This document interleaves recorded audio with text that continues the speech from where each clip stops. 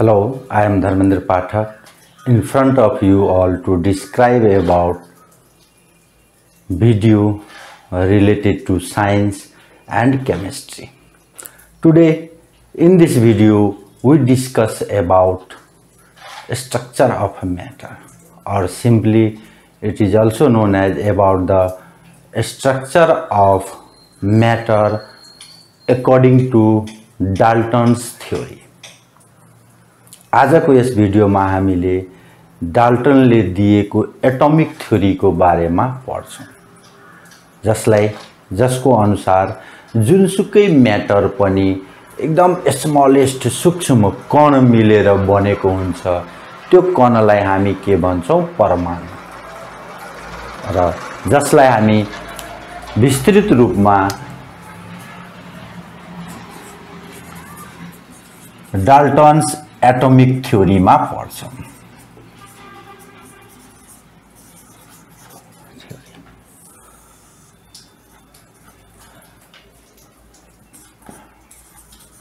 John Dalton gave the theory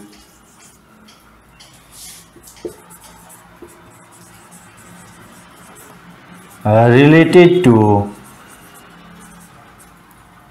composition or structure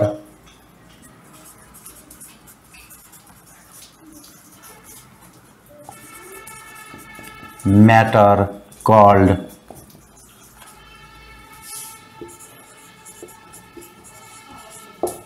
Dalton's atomic theory, and that theory gives an information about the how matter is made up of. वा John डाल्टनले 1810 AD मा एउटा journal मार्फत एउटा theory प्रकाशित गरे, जसलाई हामीले John Dalton theory भन्दछौं। This theory is based on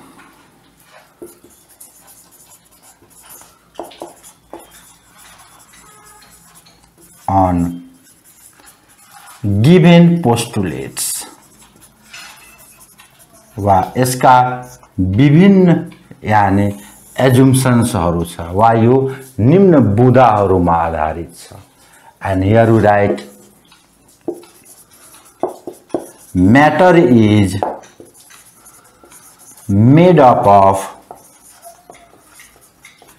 extremely indestructible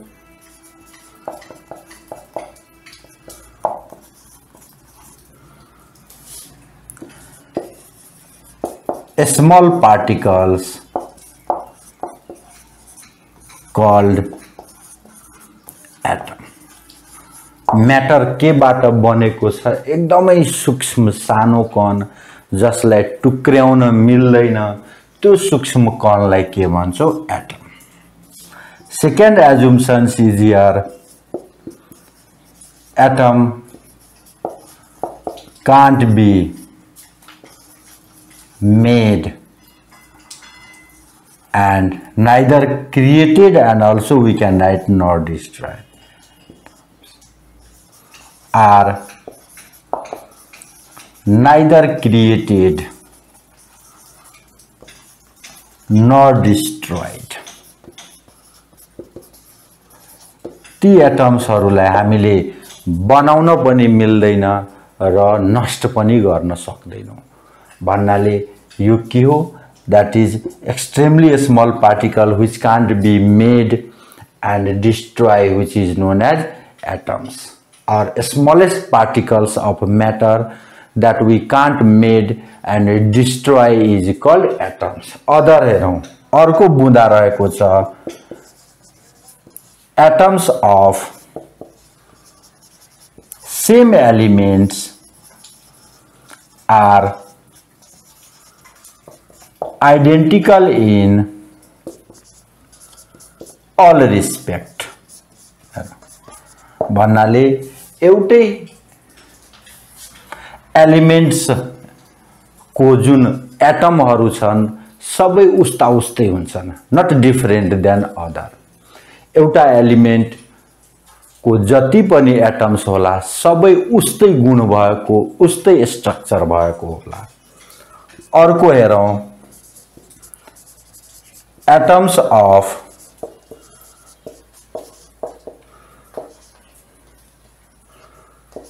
different elements are different in all respect। एउटा एलिमेन्ट को एटम्सहरु अर्को एलिमेन्ट को एटम भन्दा फरक हुन्छन् वा मिल्दै मिल्दैनन् तिनीहरु। जस्तै हाइड्रोजन को एटम अक्सिजन को एटम भन्दा फरक होला, अक्सिजन एटम गोल्ड एलिमेन्ट को एटम्स भन्दा फरक होला भन्नाले डिफरेन्ट एलिमेन्टहरुको एटम्सहरु फरक फरक हुन्छन्। एउटै एलिमेन्ट को एटम्सहरु जहिले पनि उस्ता उस्तै हुन्छन्। एटम्सलाई हामी बनाउन पनि सक्दैनौं, डिस्ट्रोय पनि गर्न सक्दैनौं र जुनसुकै म्याटर एकदम एक्सट्रिमली स्मल इन्डिस्ट्रक्टेबल पार्टिकल बाट बन्या हुन्छ जसलाई के भन्छौ एटम्स। त्यस्तै अर्को बुदा रहेको छ atoms combined in whole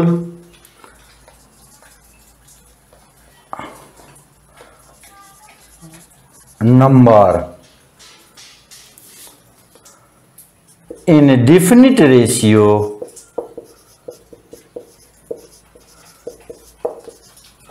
to give compound। अब एटम जहिले पनि के हुन्छ होल नम्बर हो, होल नम्बरमा कम्बाइन हुन्छ र यो कम्बाइन भयो भने यसको रेशियो एकदम सरल सानो हुन्छ जसबाट कम्पाउन्ड बन्छ। अर्को बुदा रहेको छ हेरौं,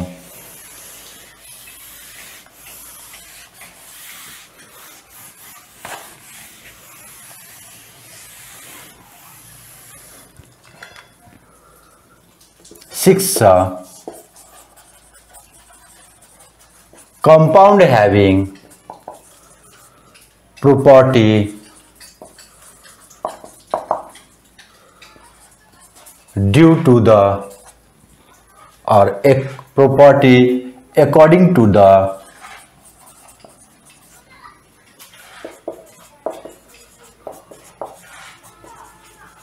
properties of atoms present in it। अब कंपाउंड एटम्सहरु मिलेर बनेको हुनाले त्यो एटम्सले निर्धारण गर्छ कि कंपाउंड को कस्तो प्रोपर्टी हो।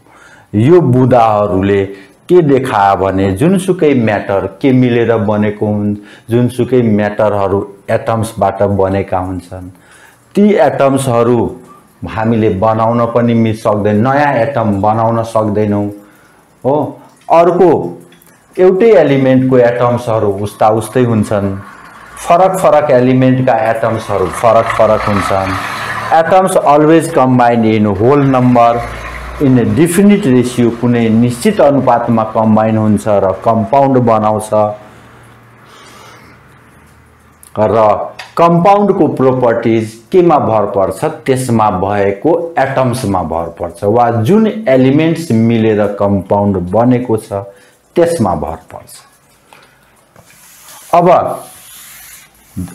डाल्टन एटॉमिक थ्योरी ले एटम को बारेमा व्याख्या गर्यो, एलिमेन्ट मा भएको एटम्सहरुको बारेमा व्याख्या गर्यो, कंपाउंड मा भएको एलिमेन्ट्स एटम्सहरुको व्याख्या गर्यो।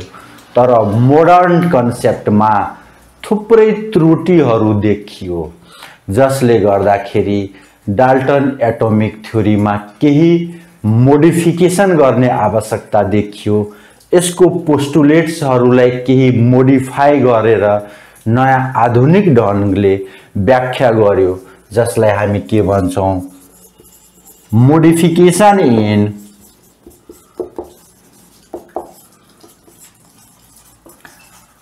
Dalton's atomic theory.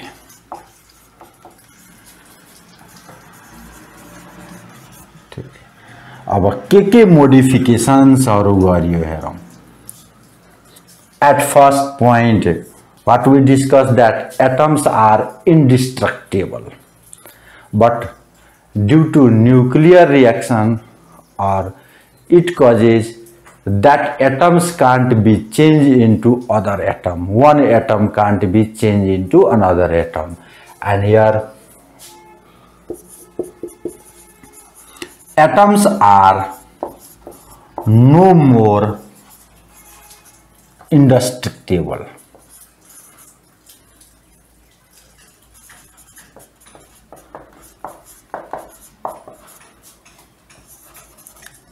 Due to nuclear reaction,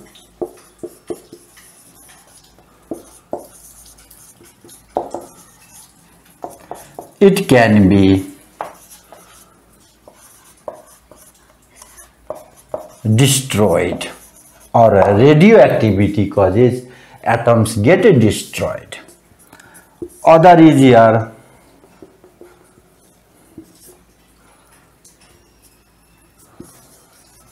atoms may be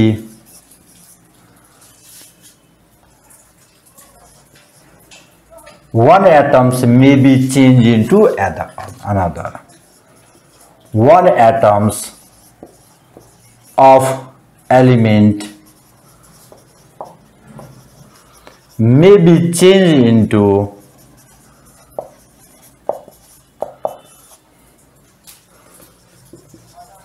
atoms of another element. And what we discuss in Dalton atomic theory, here every element have its own type of atoms, and due to, here we write, due to nuclear fusion or fission reaction, or simply nuclear reaction, atoms of one element can be changed into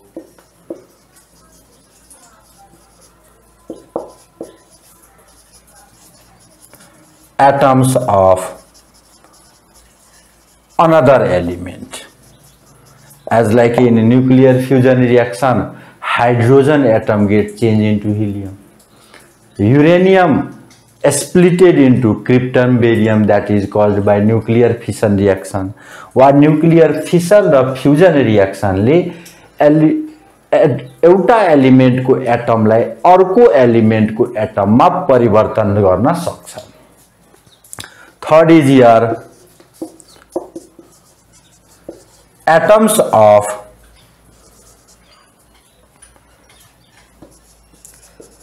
same element may be different. Dalton atomic theory gave that atoms of same elements are identical in all respect, but modification needed is here atoms of same element may be different, and here we write that here elements are made up of isotopes.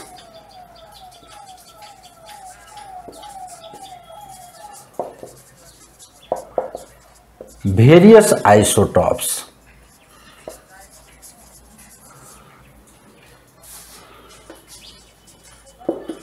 which are different than one another.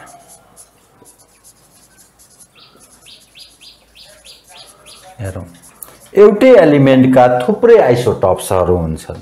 जस्तै हामी मानौ hydrogen को तीनवटा आइसोटप्सहरु छन्, तीनटै एक अर्को भन्दा फरक फरक छन्.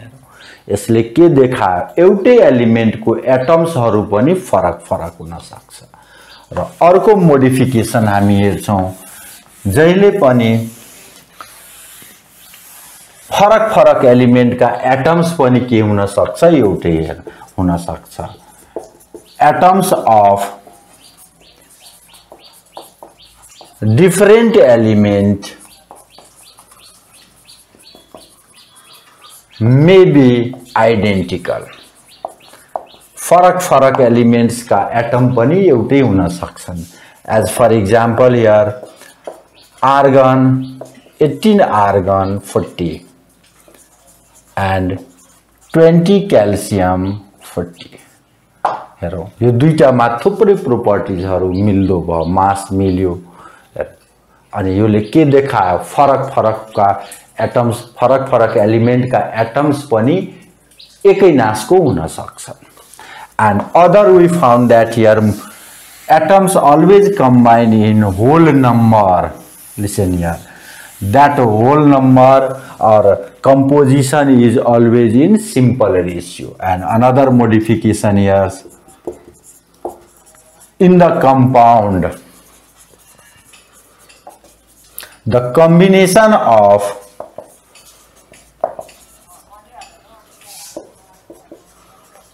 atoms may not be in simple ratio or whole number. Whole number मा नहुन पनि सक्छ. As for example, in zinc oxide, that combination is not in whole number. In sucrose C12H22O11, that ratio is not in the whole number. अब यसमा हामीले के पाउँछौं? 1000 is to 998 something percentage here found that may be not in whole number. And यसमा हामीले के पायो? Ratio is here 12 is to 11, 12 is to 22 is to 11. That is not simple ratio. And such modifications are needed